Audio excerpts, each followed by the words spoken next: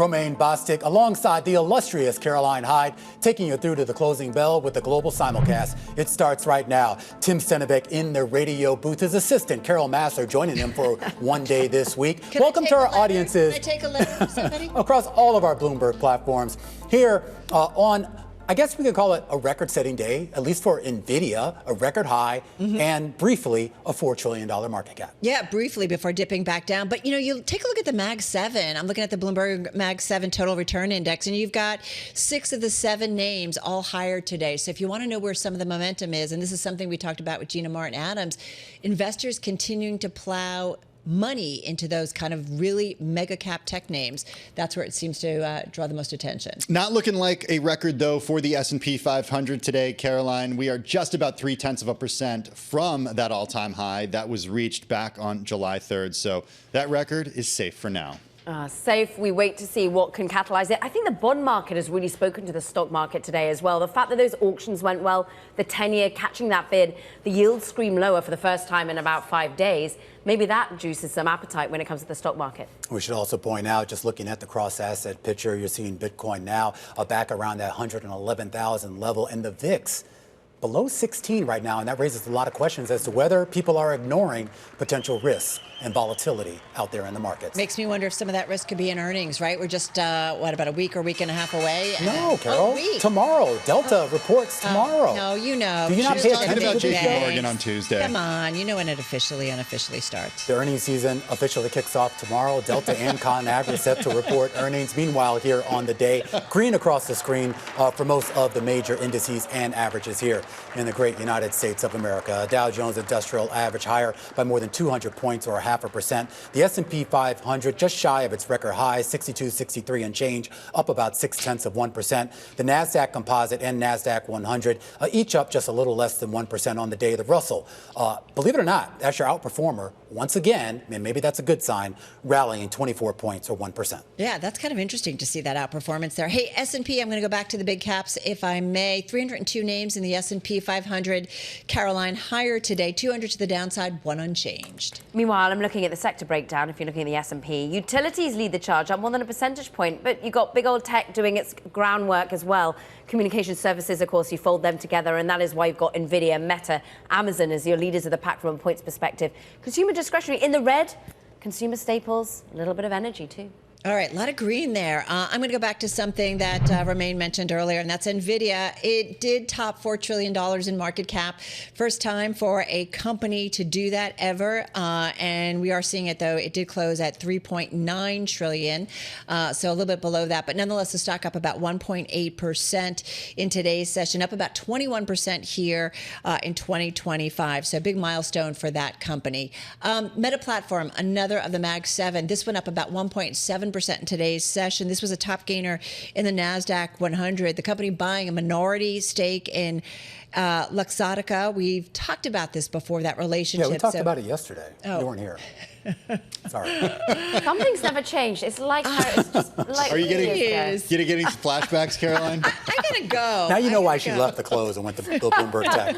She's come back. He's going to mention your boat in a minute, Carol. I'm just. Oh, I forgot about the boat. Caroline, come on.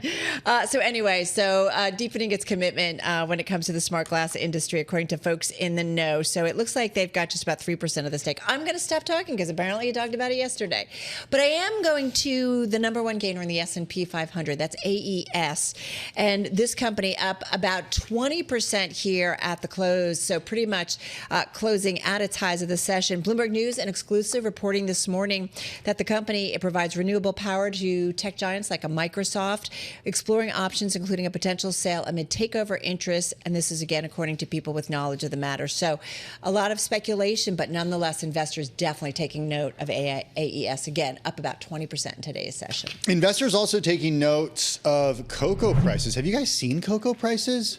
Yes. They are high. Cocoa powder is in short supply. I've got a little bit of a food theme with today's decliners. Hershey, the second worst performer in the S&P 500 today, down 4.7%. Cocoa powder used in everything from baking mixes to protein shakes. It's now in short supply. Prices for the ingredient surged about 16% in the past year. They're now trading near a record. Companies such as Mars and Hershey, They have different tactics to try to reduce their reliance on cocoa powder, reduce bar sizes, add things like nuts. They've even promoted non-chocolate products altogether. Nonetheless, shares of Hershey down 4.7% today. We should note that yesterday shares fell 3%. The company did name Wendy's CEO Kirk Tanner as its CEO, replacing Michelle Buck. That's going to take place effective August 18th. On to beverages. Monster Beverage down 3.3% today. This after Rothschild & Co. Redburn analyst Charlie Higgs cut his recommendation on the company to neutral from neutral to buy, citing valuation and gross margin pressure from tariffs, an increase in prices on aluminum. So some concern there. Shares fell 3.3% today. And how about some conveyor belt sushi? This is a close to $1 billion market cap company. Shout out to Carol Massar for sending this one my way. Kura Sushi fell as much as 16.5%. This is a company, they've got 78 locations in the US. They've got 9 of them on the way. There's actually a location in Flushing that we can go to try it out, do some research. Trip. Let's do it. Sweet shrimp, octopus, squid, salmon, tuna, snow crab. Okay, so you already DES page. Wow, you already know what you were going to order. Shares fell even after the company raised its sales guidance for the full year. Maybe not. Citi says that the longer track record of earnings outperformance is needed to justify its lofty valuation. Shares are up more than 500% since the company IPO'd back in 2019. Hey, just real quickly here in the crypto space, we're just now seeing Bitcoin actually retop that $112,000 level. Of course, that was the record high, falling back below that just now. But again, still trading at that level as we talk about risk sentiment coming back into this market with that big push higher. And I mean, obviously, apparently, I'm missing out here. And now crypto back to the top. Just real quickly, I do just want to point out yields on the day, too, because we talk about some of the concerns about that auction, which seem to have gone well. And you see the drop in yields on the day. In fact, this is the first time we've seen a drop in yields in the previous 5 sessions. So a 6-day here, finally a little bit of a rally in prices, though I should point out that one of the key parts of the curve, that 5-year, 30-year yield curve continues to re-steepen.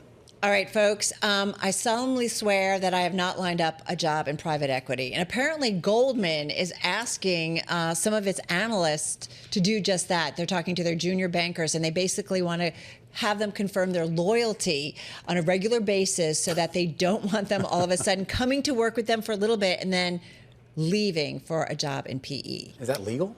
Well, a spokesman for Goldman says, quote, "We are committed to a culture where our employees act with integrity, consistent with all of our policies. This move meant to thwart poaching by PE firms that have been signing up junior bankers near the start of their on-the-job training.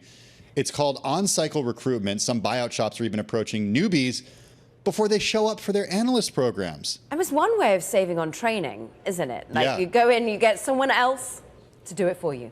Isn't that what it's supposed to be out? But then do you phone it in for those 18 months or whatever? Because you know you got a job lined up? Maybe, potentially here. Sorry, guys, to break up the conversation here, but we're actually getting some news on Kellogg here, actually rallying about 40% in the after-hours trade. Are now learning that Ferrero is nearing a deal, a $3 billion deal to buy WK Kellogg. Of course, this is the cereal company. Remember, they kind of split in two here. You have the snacks business, and then you have the cereal business. I believe WK Kellogg, that's still the cereal company. This is according to people familiar with the situation, and say that a deal announcement could come as soon as this week. Well, good to see some deal flow happening, right? This is all Allen & Co. Everyone's over there in Idaho. Yeah, and we were just talking even before the simulcast here. There was that report about Autodesk looking to buy out one of its competitors, PTC. That would be a deal of a few $1 billion as well here. So a lot of activity, a lot of cash being splashed, Caroline. Apparently that's a British phrase. I never knew. Or at least I taught it to Romaine. Anyhow. Frosted Flakes, Fruit Loops, Rice Krispies, Raisin Bran. Have you eaten any of that, Tim? Have your kids? If my kids, this would be bad news if my kids knew about some of these. Yeah, these were not allowed in the Stenovec house. Some of these were not allowed in the Stenovec household growing up. You are a healthy guy. Corn Pops, though. I have a soft spot for Corn Pops. I don't even know what that is. They used to be called Sugar Pops, my dad told me. That's what they got in them, mainly. Okay. Sugar Pops. Good. Truth in advertising. Yeah. It's like Sugar Smacks. All right. Shares of WK Kellogg, I'm just going to go back there, up about 40% here in the aftermarket. So something to certainly keep an eye on. All right, guys, that is a wrap. Good to have you here, Caroline. Are you back tomorrow? I am. Oh, okay. You really are back just for Always one have to day. check. Just for one day. Just for one day. Just for one day.